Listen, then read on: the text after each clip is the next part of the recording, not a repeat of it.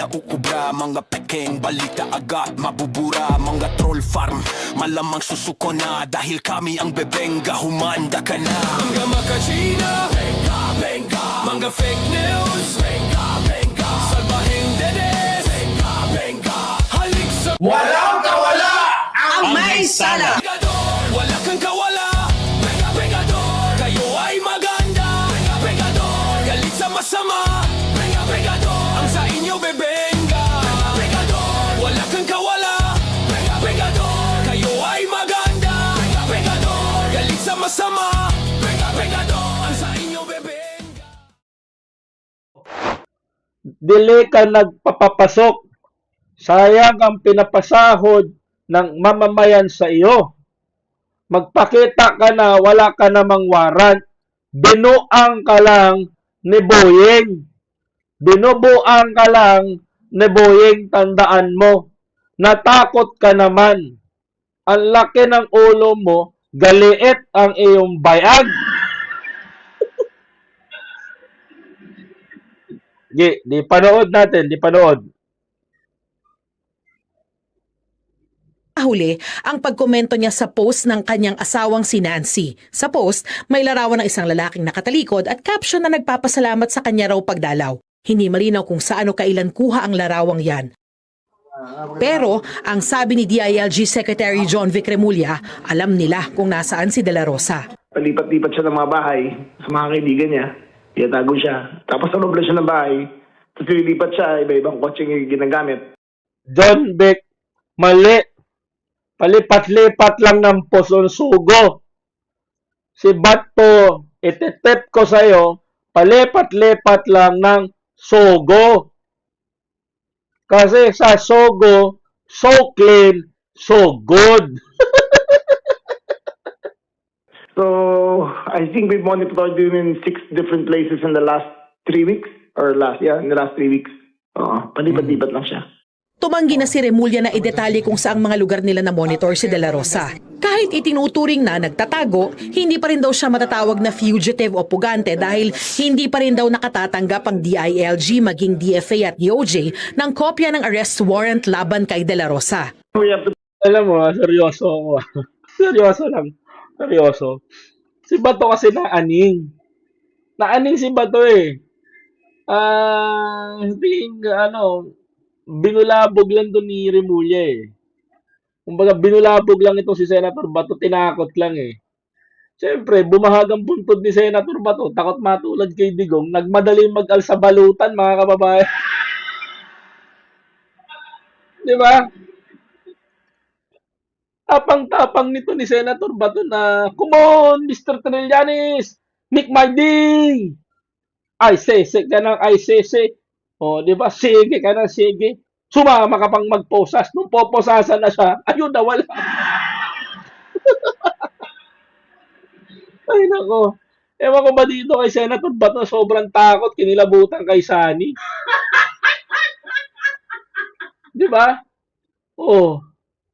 Oh, yan na nga. Yan na nga, takot na takot nga to. Kasi nga, imagine niyo, ina-abandon na niya yung senator position niya, mas pinili niya magtago. Eh baka nag-aala Ping Lacson to. Malabong maging Ping Lacson to, mga kababayan ko. Oh, malabong mangyari. Ang tawag dito, kaduwagan, mga kababayan ko. Di ba? Talo ka pa ni Sani Trillanes, si Sani Trillanes. Kahit nasa kulungan, nagtatrabaho, senador. Kaya mo namang gawin yun, mga kababayan ko, di ba? Pwede ka naman makakulong, pero senador ka pa rin. Oh. Pwede mo naman gawin yun, senador ka pa rin. Sa Netherlands ka nga lang, naka-base.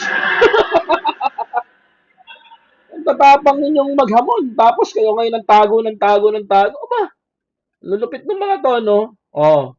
Tama ba ako? Oh, yan ang galawan nila. Oh, ito ha, maliwanag ha. Ang sabi daw ng DILG, Department of Immigration, DOJ, wala pa daw na natatanggap. Oh, sige, sakin natin. Wala pa daw natatanggap, mga kababayan ko. and we have to play it cool. Hindi naman pwedeng basta-basta ka lang gagawa ng hindi na uso yung extrajudicial means of prosecuting the law. Dapat dyan, you do it according to the book. So, we are monitoring him. Alam namin kung nasaan siya. At hintayin lang namin kung may iutos talaga ang korte wala. Sabi ng abogado ni De La Rosa, noong November 8 din niya huling nakausap ang kliyente. Wala raw siyang impormasyon kung nasaan ito.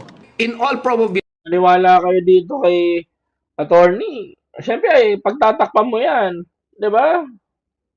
dito yan. Ngayon kasi, yung kanyang personal safety is at stake, no? Ako, maka-speculate lamang ako kasi hindi ako makasabi for him, even if Opo. I am his lawyer, no? Opo. He is just making himself unavailable. Kasi wala pong klaro kung ano po ang pulisiya o wala po tayong batas as to how to deal with surrender. Kasi klarong-klaro po yung gobyerno natin is they will apt the modality of surrender instead of extradition under Section 17 of Republic Act 9851. Wala raw impormasyon ng abogado ni Senator Bato de la Rosa kung dadalo siya sa unang sesyon ng Bicameral Conference Committee na nakatakdang magsimula sa darating na weekend.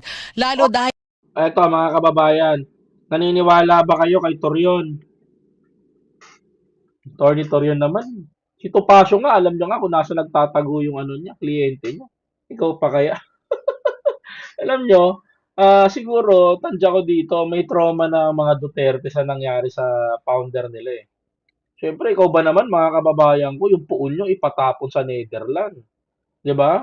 Yung puon nyo ipatapon sa Netherlands. Kaya kahit Atty. Torion, ang masasabi ko lang, talaga na, to be honest, ang galing mong abogado. Trabaho ng abogado yan, pagtakpan ng kliyente. Di ba? Itago ang kliyente. Yan ang trabaho ng abogado. But so far, mga kababayan ko, he is a lawyer. Mga kababayan ko, ang trabaho niyang idepensahan ng kasinungalingan ng ano niya, kahit alam ng taong bayan, well, nasa taong bayan pa rin ang desisyon. Wala sa lawyer, mga kababayan ko. Pwede ba yun, attorney, na hindi mo alam? Kaya nga, hindi niya alam. Mga kababayan ko, si Topacio nga, alam na kung saan nagtatago si Teves. Tapos si Torion hindi. Well, guess kay Atty. Torion, wala naman ako magagawa. Sabi ko nga sa inyo, trabaho ni Atty. Torion yun. Hindi natin mababago yun, hindi natin kailangan baguhin yun. Hindi natin pwedeng sabihin na but that is true. Trabaho ni Torion, mga kababayan ko, na itago ang kanyang kliyente, mga kababayan ko. Pirma daw muna bago sampal. Si Torion. Hindi, wag natin niya pwedeng gawin yon. Si Atty. Torion is just a lawyer.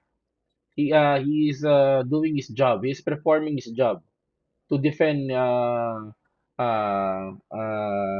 client, mga kababayan ko. That's it. Kaya wala tayong magagawa doon. Kailangan depensa ni Torion yun, mga kababayan. Pero sasabihin niya na hindi niya alam, kalokohan yun. Pero alam natin, alam niya. Tapos ang usapan, mga kababayan ko. Ayan, lusaw si Tony. Sino Tony? But anyway, mga kababayan ko, maraming salamat po sa inyo. Thank you very much for watching. Alright, so ayan na. 1 hour and 5 minutes na naman tayo. 1 hour and 15 minutes na naman tayo nagkasama-sama dito sa biyahe ni Koy TV. Diyos ko, ang haba ng pinag-usapan natin. Nakita nyo na naman si Jugong. Mga kabayan ko, si Jugong. Oo, si Jugong. Pag gusto nyo ng lap trip, gusto tumawa, dito ay biyahe ni Koy, mga kababayan ko, si Jugong, makikita nyo. 10 times Mach 1, hello po sa inyo. Ay, maraming salamat po sa mga tropa natin na nandito. Thank you very much for watching. Dito na nagtatapos yung ating live stream dahil marami tayong pinag-usapan at maraming salamat po sa lahat ng mga kababayan natin na nanonood dito sa biyahe ni Koy TV. Ma'am Rion Enecose, bye for now. Maraming salamat po. Salamat din, Ma'am Lisbeth. Thank you very much po sa inyo. And thank you very much for sa support, mga kababayan ko. Maraming pasalamatan din natin yung mga nag-super chat sa atin. Thank you very much po sa inyo, madam. Thank you very much po dito kay Ma'am PB and kay BNB Chris Rose. Maraming salamat po. Ayan, daghang salamat sa inyo. Thank you very much po sa lahat ng mga kababayan natin na nanood sa atin. Ayun, bukas ulit. Paano? Bukas naman ulit para magkita-kita tayo. Pag gusto nyo lap trip, dito kayo kay biyahe ni Koy. Pag lahat ng mga DDS ngayon, mula ngayon, pagtitripan natin. Sabi ko sa inyo, pag sinabi ko magbaon kayo ng tawa, mayang gabi, Magano kayo, pero magsipagsimba muna kayo bukas, ha? O, malapit na simbang gabi din. O, malapit na mag-16. O, umpisa na ng simba may sa Digalio. Nakapag-ready na ba kayo? O, ayan.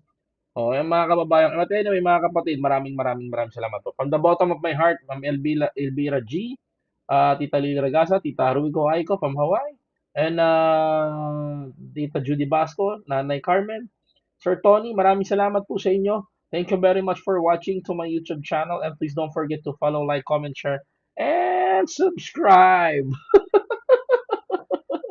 Oh, saan ka na? Sa pinaka nakakabaliw, nakakatuwa, nakikipagkulitan sa balat ng YouTube, mga kababayan ko, dito ka na, mga kapatid, sa biyahe ni Koy TV. So, maraming salamat po. It's 1 hour and 20 minutes again na nagkasama-sama tayo. Dagan salamat sa inyo dyan. Bukas po ulit, mga kababayan ko. Muli, ako po si Biyahe ni Koy TV, mga kababayan. Isa lang po, support BNK, ingat, palagi, pagaling ka. Maraming salamat po. Muli ako po, yes Koy, thank you sa tawa. Alam mo, the best medicine is tawa sa mga tao nalulungkot, mga kababayan. Maraming salamat po. Ingat po kayo palagi, mga kababayan ko, ha. Hanggang dito na lang po ako, mga kapatid. See you tomorrow, guys. Sabi na ako magla-live, ha. Panoorin nyo po yung ay mga uploads. Maraming salamat po, mga kapatid. Bye-bye. Ingat po palagi.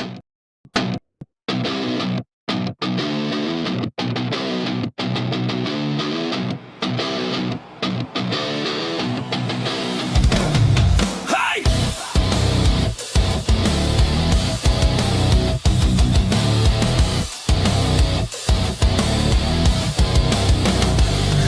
Pagalog ka ang utak, hindi na uubra. Mga pekeng balita agad mabubura. Mga troll farm, malamang susuko na. Dahil kami ang bebenga, humanda ka na. Mga makachina, benga, benga. Mga fake news, benga, benga. Salbahing dedes, benga, benga.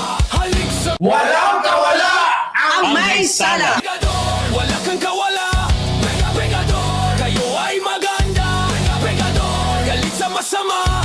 Benga, Pegador, ang sa inyo bebenga. Benga, Pegador, wala kang kawala.